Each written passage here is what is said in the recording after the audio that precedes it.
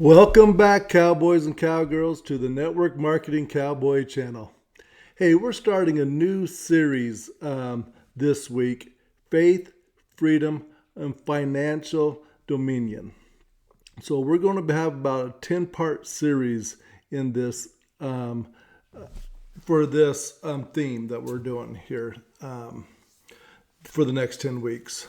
So we're going to get into this one here right now.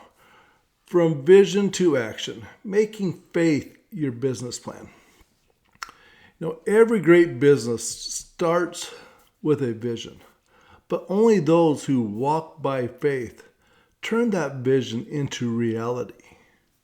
Most people have dreams they never act on, ideas they never develop, and callings that they never pursue, not because they lack talent, but because they lack faith and execution. So in this episode, we're going to talk about how to turn your God-given vision into a faith-fueled business plan. Not just a spreadsheet or a checklist, but a kingdom blueprint that moves from prayer to profit and from calling to completion. So the first part we're going to be getting into is vision is spiritual before it's strategic.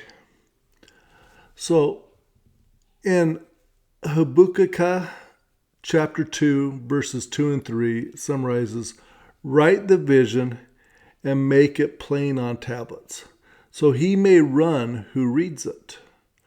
For the vision awaits an appropriate time. So every business idea or goal that honors God starts as a spiritual seed. Something was put into you. So before you plan, promote, or even start pitching, pause and pray on it. God often gives you the what before the how. The clearer your spiritual vision is, the simpler your business direction becomes. You don't need a 50-page business plan. You need a word from God that you'll actually obey. So, I'll give you an example. When I started using network marketing to invest in real estate, I didn't have every detail. I just knew God had placed that desire for freedom and impact in my heart. And I wanted to spread that out there. So that clarity became my compass. Every choice either aligned with that calling or distracted me from that. So remember, start with prayer. And really pray on it, of what the vision is. Then part 2, aligning your vision with God's purpose. Proverbs chapter 16, verse 3. Commit to the Lord whatever you do, and he will establish your plans. Okay, so now we prayed on it. Now we're getting into how God will help you do the plans. So alignment means your why honors God and serves others. If your business vision is only about making money, it's too small. You need to ask, how does this business advance the kingdom?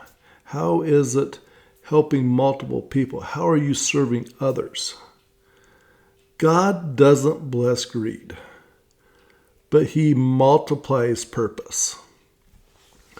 Your business should be an extension of your ministry, like we've talked about before. Quick little exercise for you guys. Write down your business goals and circle the ones that serve people, solve problems, or glorify God's. Those are your divine targets. So you need to make sure, write down all your business goals. How's it help serving people, solving problems, or glorifying God? That's what you really need to focus on. So the part 3 of this is turning the faith into a framework. We got James chapter 2, verse 17. Faith by itself, if it's not accompanied by action, is dead. Faith gives you direction. Structure gives you traction. Too many believers have faith, but no framework. And remember, action isn't about perfection. It's about progress. A lot of people will sit there and pray, and stop trying to take the steps that need to be done. You need to take action. It doesn't matter what you're doing. To be successful in life, you have to take actions. The ranch method gives you the framework to build vision into reality. Remember, we got R is for residual income. Create sustainable streams, multiple streams. A is for asset growth. Multiply and manage wealth. N is for network leverage. Build leaders, not followers. C is consistent action. Stay with the steady in small steps. H is honoring values. Keeping God at the center at all times. Faith is the fuel, but systems are the steering wheel. So every successful ranch has structure. You have fences, schedule, routines. Your business needs the same. Systems that protect your purpose and multiply your efforts. So getting into the 4th part here. Execution through obedience. Deuteronomy chapter 28, verses 1 and 2. If you fully obey the Lord your God and carefully follow all his commands, all these blessings will come on you and accompany you. Obedience is the greatest business strategy in the Bible. When God tells you to move, move. When God tells you to slow down, slow down. When God tells you to stop, stop.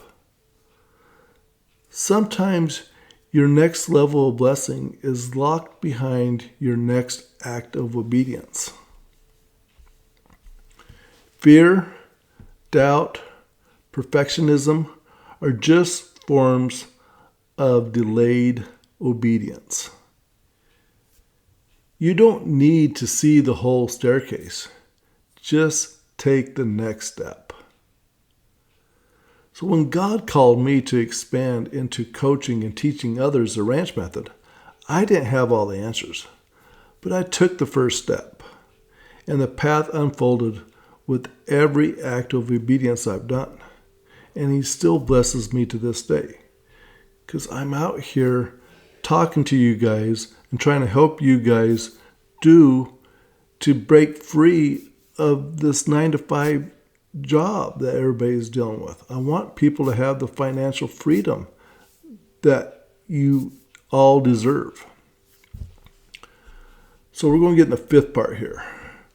Writing your faith-based business plan. So we're going to get into Psalms chapter 37, verse 5. Commit your way to the Lord, trust in him, and he will act. A faith-based business plan combines vision, mission, and action. So use this outline. Vision statement. What has God called you to build? Mission statement. Who are you called to serve? And then the faith framework. How does your business honor kingdom principles? The fourth, action steps. What can you do this week to start moving? And accountability. Who are you sharing this plan with for prayer and partnership? You need to have these 5 steps down to get this written out. And I hope you guys will take the time and do this. If you need help, reach out. I'll try to jump on a phone call with you or a Zoom call and help you work through some of this stuff. Remember, faith gets tested in the doing. When you move, God multiplies.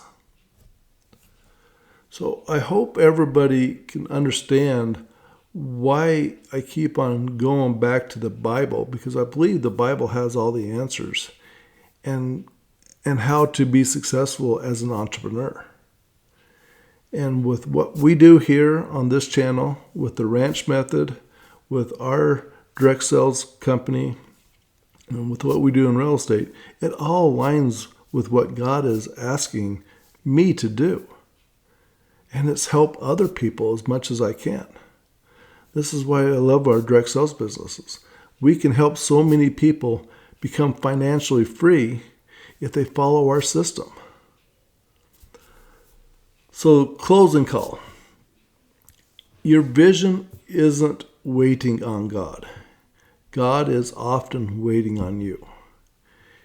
So if you haven't got that feeling of knowing what you're supposed to be doing, a vision of what you want to be doing, you haven't taken the time enough to go into deep prayer and prayer often to get that answer from God. Because He will give it to you. And He's just waiting for you to take that first step. So make sure you pray and get that vision of what you need to be doing. He's already equipped you with the gifts, the wisdom, and the network to succeed. Now, it might come in steps, but He's got you so many things that He's already lined up for you. So now it's time to write, speak it, and walk it out. When faith meets action, destiny manifests. So comment below. What part of your vision are you ready to take action on this week?